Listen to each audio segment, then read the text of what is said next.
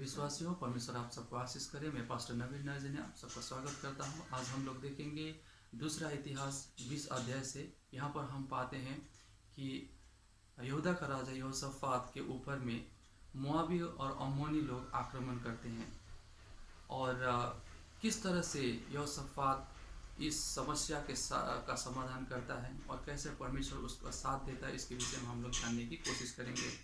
यहाँ में एक अध्याय में हम देखते हैं कि मोआबी और अम्मोनी लोग जो हैं वो यहोशाफात पर आक्रमण करते हैं। ये मोआबी और अम्मोनी लोग कौन थे? मोआबी जो थे और अम्मोनी लोग अब्राहम के जो भतीजा लोत के वंशज के थे, लूत के वंश के ये लोग थे। और इसका बहुत बड़ा कहानी है, लंबा कहानी, मैं इसे नहीं बोलूँगा। तो ये लोग जो है यहोशाफात के ऊपर आक्रमण करते हैं और वचन कहता है 20 अध्याय का 3 आयत में कहता है कि यहोशाफात डर गया और यहोवा की खोज में लग गया और पूरे यहूदा में उपवास का प्रचार करवाया। यहोशाफात डर गया और वो यहोवा की खोज में लग गया और पूरे यहूदा में उपवास का प्रचार कराया। यहोशाफात की जिंदगी में दुख आए, ये एक तकलीफ आई, एक समस्या आया और उसने क्या किया? परमेश्वर की खोजी की। आज हम विश्वासी क्या करते हैं? जब हमारे जिंदगी में तकलीफ आती है, दुख आती है, तो हम लोग किसको ढूंढते हैं?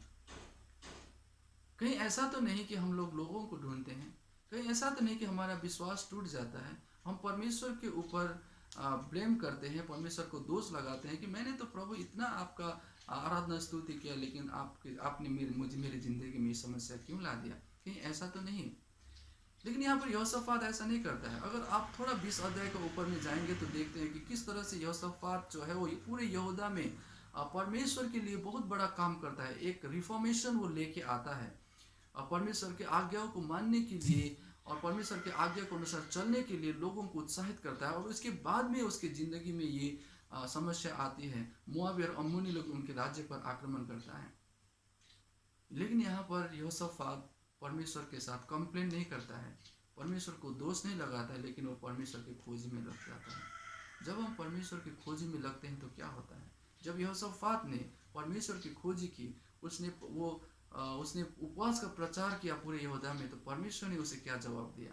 यहजीएल नामक एक लेवी था जिसको परमेश्वर ने भेजा और उसके द्वारा परमेश्वर ने बात किया और कहा, 15 आयत में कहता है, हे सब यहूदियों, हे यरूशलेम के रहने वाले, हे राजा यहोशाफात, तुम सब ध्यान दो। यहोवा तुमसे योग कहता है कि तुम इस बड़ी भीड़ से मत डरो और तुम्हारा मन कच्चा न हो, क्योंकि युद्ध तुम्हारा नहीं परमेश्वर का है।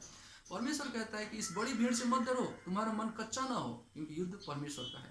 परमेश्वर क्या बोलता है? यहोशाफात के लिए वो युद्ध करेगा। यहोशाफात इस बात पर विश्वास करता है। उसके बाद में हम देखते हैं 21 आयत में, तब उसने प्रजा के साथ सम्मति करके कितनों को ठहराया जो कि पवित्रता से शोभायमान होकर हथियारबंदों के आगे आगे चलते हुए यहोवा के गीत गाएं और यह कहते हुए उसकी स्तुति करें कि यहोवा का धन्यवाद करो, क्योंकि उसकी करुणा सदा की है। यहोशाफात क्या करता है? हथियारबंदों के आगे आगे ऐसे लोगों को भेजता है जो कि परमेश्वर की स्तुति करे, इसकी आराधना करे। उसे तो सबसे पहले हथियारबंदों को भेजना चाहे था, लेकिन उसने स्तुति करने वालों को, आराधना करने वालों को आगे भेजा। जब हमारे समस्याएं आती हैं हमारे जिंदगी में, तो हम क्या करते हैं? क्या हम परमेश्वर की स्तुति और प्रशंसा करते हैं? क्या हम परमेश्वर की आराधना करते हैं? या फिर हम केवल कंप्लेन करने में लग जाते हैं? या फिर हम केवल परमेश्वर की को कंप्लेन करते हैं कि हे प्रभु, तूने ऐसी समस्या हमारी ज़िंदगी में आने क्यों दिया? यहोशाफात क्या करता है कि वो आराधना करने वालों को आगे आगे भेजता है और उसके जो सेना थे, हथियारबंदी जो थे, वो पीछे पीछे वो चल रहे थे। उसके बाद में हम पाते हैं कि मोआबी और अम्मोनी लोग पहाड़ी देश जो सेईर था उनके ऊपर वो आक्रमण करते हैं, उन्हें घबराने के लिए, उनको डराने के लिए। और ये सेईर जो लोग थे वो एदोमाइट थे, यानी एदोम के वंशज के थे, यानी एसाव के वंशज के ये लोग थे। और मोआबी लोग इनके ऊपर आक्रमण करते हैं, उसे सत्यानाश कर देते हैं। फिर अम्मोनी और मोआबी लोग एक दूसरे के ऊपर आक्रमण करके वो एक दूसरे को ही खत्म कर देते हैं। जब यहोशाफात युद्ध क्षेत्र में जाता है तो वो क्या देखता है कि वहाँ पर कोई उसका दुश्मन है ही नहीं, वे सब एक दूसरे को ही खत्म कर चुके थे। और हम पाते हैं 25 आयत में, तब यहोशू और यहोशापात और उसकी प्रजा लूट लेने को गए और सबों के बीच बहुत सी संपत्ति और मौन पावने गहने मिले।